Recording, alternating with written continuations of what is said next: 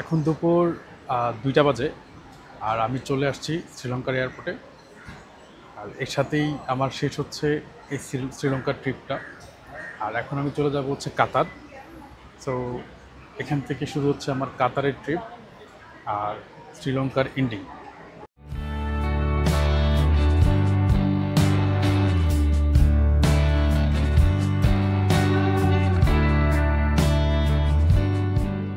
সকালে শ্রীলঙ্কাতে ঘোরার জন্য আরেকটু বের হয়েছিলাম, কিন্তু এত রোদ ছিল, পরে আর কোথাও যাইনি, হোটেলে রেস্ট নিয়েছি।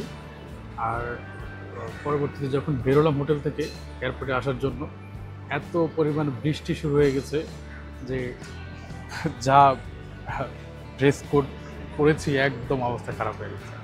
যাই হোক, পরবর্তীতে এই যে মাত্র এসে পৌঁছালাম এয়ারপোর্টে। সো এখান থেকে এখন আমি স্টার্ট করব কাতারের ট্রিপ। সো আমরা যাচ্ছি কাতারে। আর শ্রীলঙ্কার ট্রিপ আজকে এখন পর্যন্ত এখানেই কমপ্লিট।